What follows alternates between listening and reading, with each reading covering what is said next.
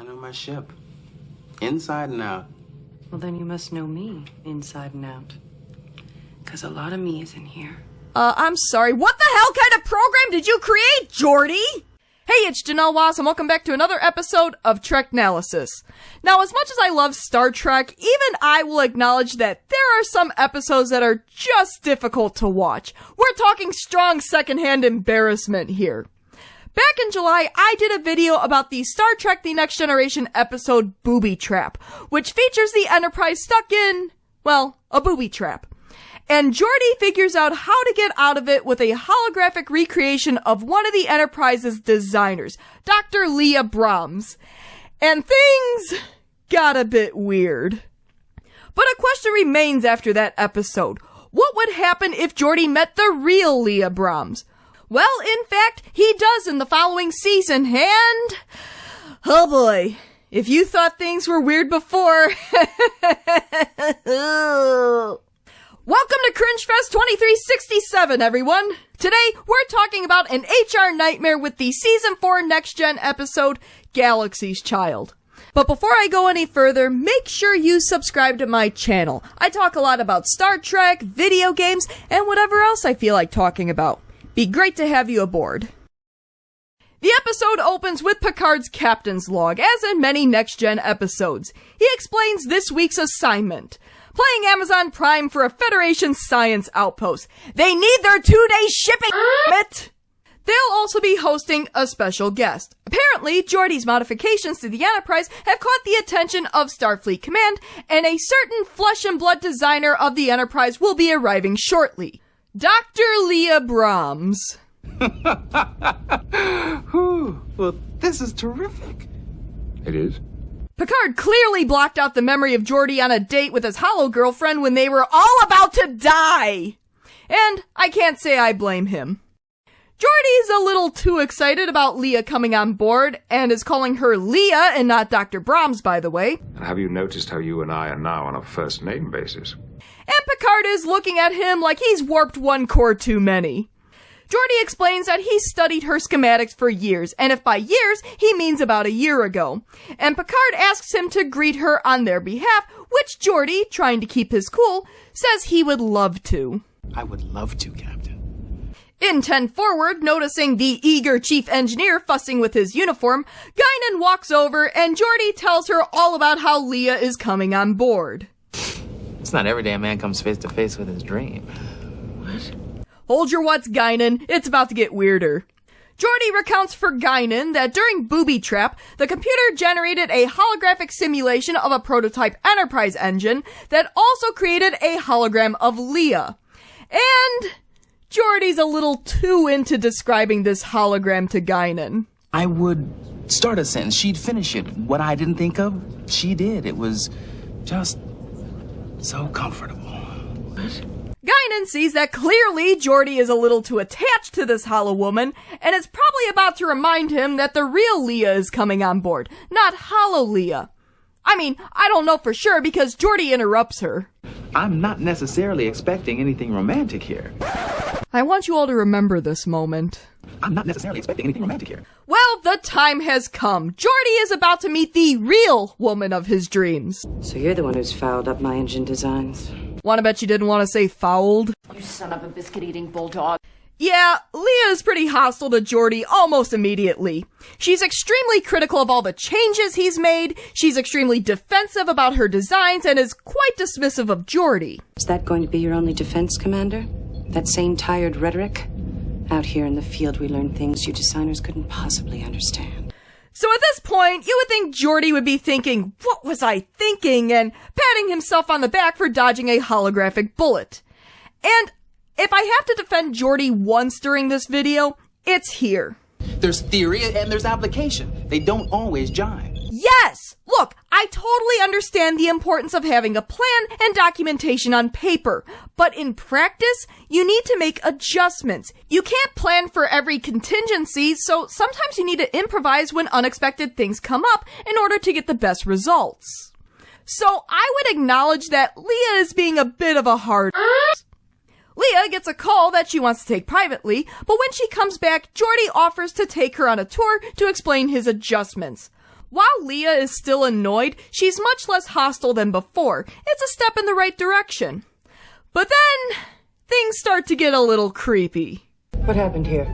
You remember the crystal's been reoriented to adjust the direction of the lattice structure. Remember? Why would I remember? The key lies in adjusting the lattice structure direction. Right, I'm with you.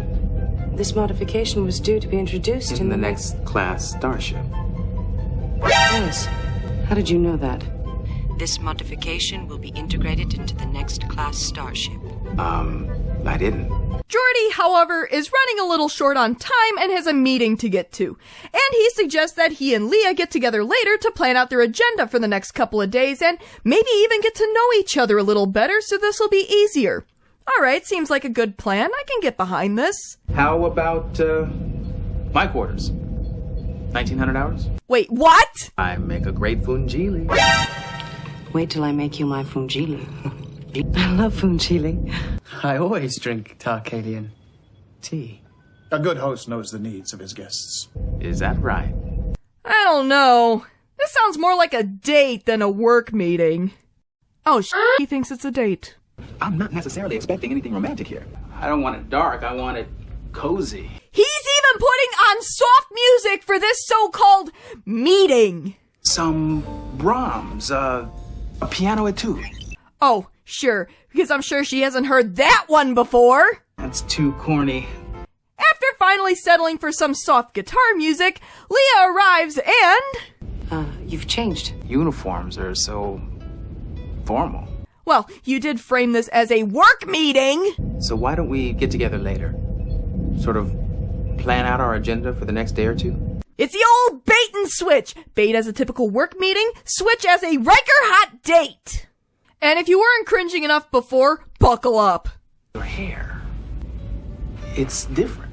Different from your Starfleet regular. I used to wear it up. Why would you need to see my personnel files?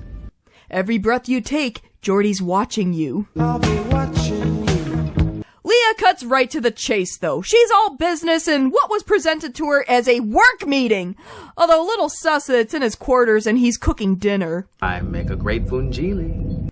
She explains that she's been unyielding since she's come on board because she really cares about her work. She's protective of her designs. They're like her children. Hey, our lyrics are like our children, man. No way. Geordi then proceeds to move kinda close to her. Not quite as close as when he was inching his way towards Christy, but a little too close for comfort for a work meeting. Leah finally recognizes that Geordi essentially set up a date and gets the hell out of there. I can't stay. I just don't think that it's appropriate. And she would be correct. This also exhibits a problem Geordi had back in Booby Trap. He moves way too fast. Think about it. He just met Leah a few hours ago, and they argued for most of that time. And then he springs a romantic date in his quarters for her. That's something you do for someone you've known for a little while, not a colleague that's only on the Enterprise for work. And you certainly don't dress up what you're clearly thinking of as a date as a work meeting. Geordi's clearly crossing boundaries that he shouldn't be crossing. And if I was Leah, I would be super uncomfortable right now, and justifiably so. Commander LaForge, please report to HR immediately. The next morning, Leah, in an attempt to salvage any professionalism left in this assignment, tells Geordi she would like to inspect the power transfer conduits, which involves crawling around in basically ductwork. I know what a TV dinner feels like. Also, girl, you have long hair. Why the hell didn't you put your hair up for this? It's also worth noting that Leah is much less hostile than she was before. Now she's complimenting Geordi on one of his modifications, so much so that she says he should write a paper on it and receive credit. That's pretty impressive. Geordi then suggests that maybe they should collaborate on a paper because writing isn't his strong suit, but it is for her. And at this point, Leah's had enough. She points out that he seems to know things about her even though they've never met before. Dr. Brahms? Geordi, it's me, Leah. Don't start calling me Dr. Brahms or I'll call you Commander LaForge. Geordi admits that he studied her, specifically her writings and her Starfleet file. Though he conveniently omits one particular holoprogram. He's wanted to meet her for some time now, and maybe they can become friends. Good friends.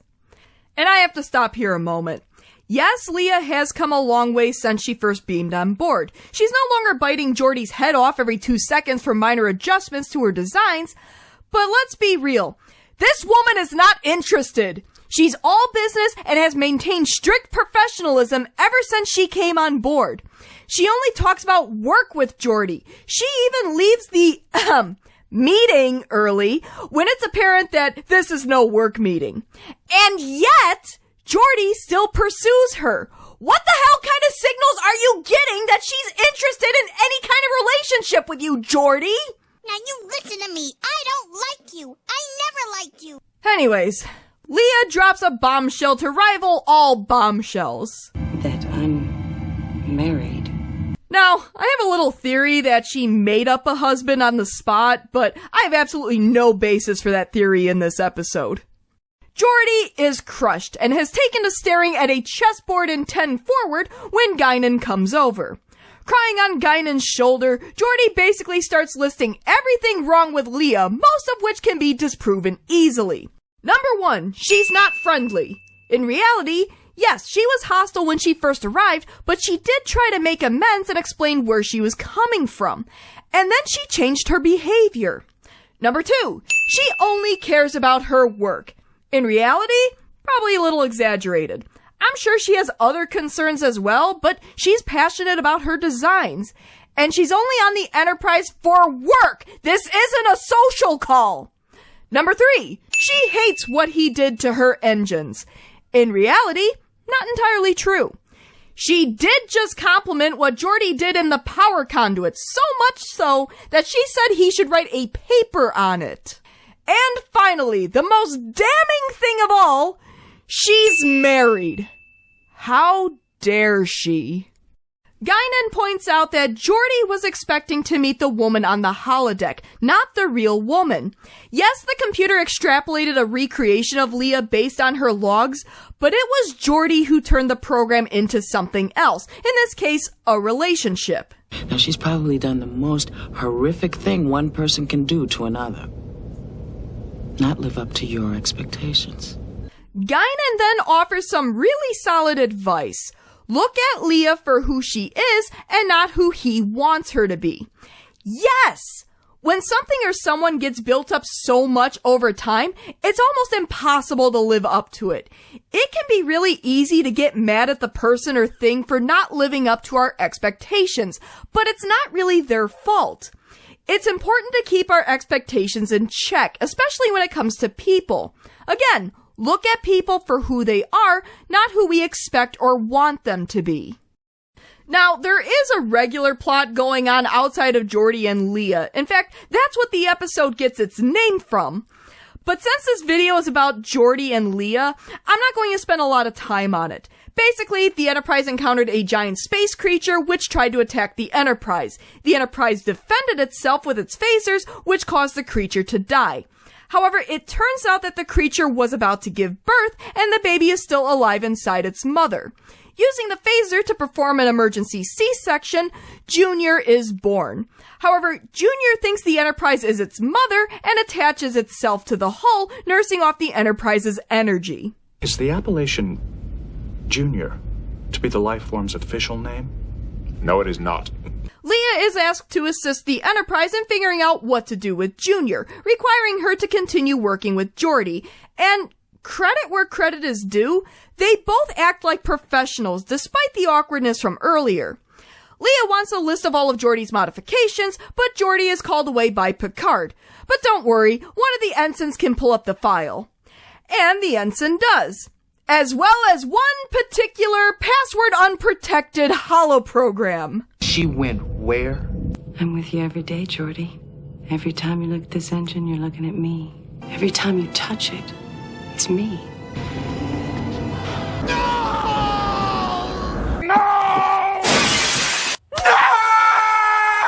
Better. Geordi insists that it's not what it looks like, but Leah is pretty justifiably outraged. I swear. I'm outraged by this. Her Her image has been used for who knows what, which highlights a major privacy problem in the Star Trek universe.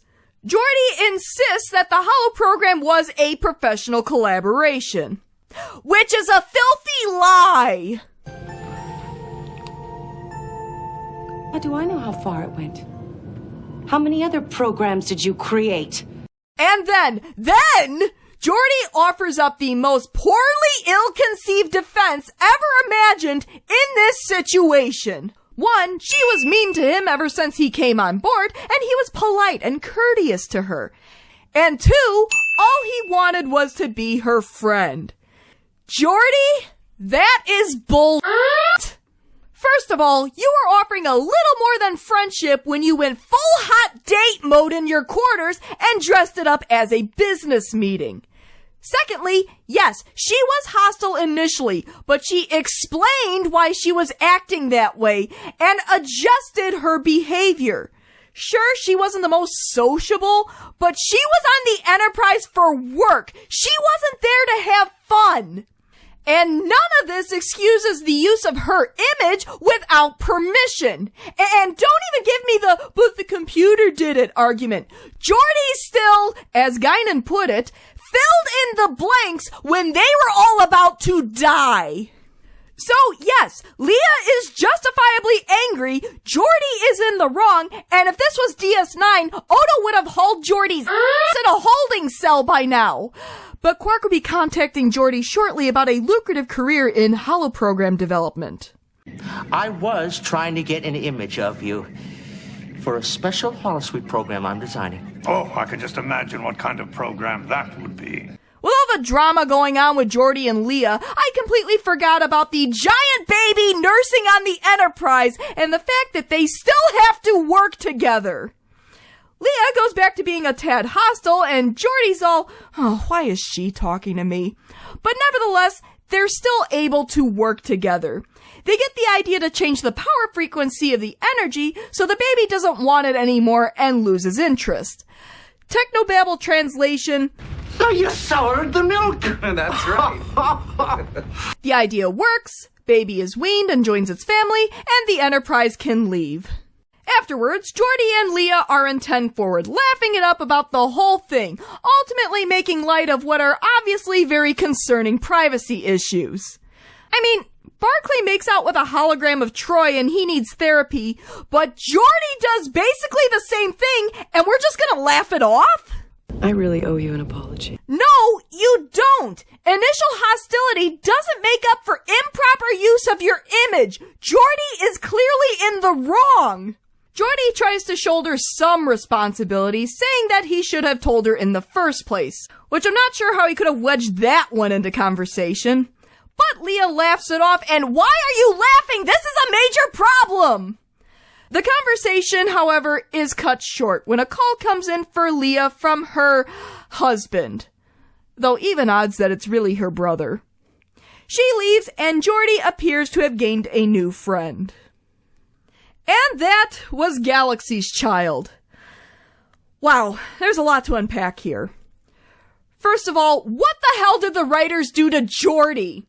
I mean, I had a problem with the way Geordi was written in Booby Trap. He was a confident character that shouldn't have had as many issues talking to women like he did. But putting that aside, it stands to reason that a sequel episode would show Geordi improve over time, learn from his past mistakes, overcome his apparent awkwardness. And boy, does he not. Instead, he goes from creepy to even creepier. He knows everything about Leah, even though they've never met, and it creeps her out. I know I'm coming down hard on Geordi, but I think the reason why all the creepy things he does in this episode gets under my skin so much is because I like Geordi as a character. He's a likable guy. So when the writers put him in these kinds of situations and he behaves this way, my response is coming from a place of concern. I criticize because I care. The professionalism is also a mess in this episode. Sure, Leah and Geordi pull themselves together long enough to do the job, but everything leading up to it is an HR nightmare. Sure, Leah could have handled her initial behavior better, but she does explain where she's coming from and adjusts her behavior the next day. Geordie, on the other hand, despite his claims to the contrary, was looking for a romantic relationship with a woman who was clearly not interested, going so far as to trick her into a date. And then there's the whole holoprogram thing, which leads to my next point.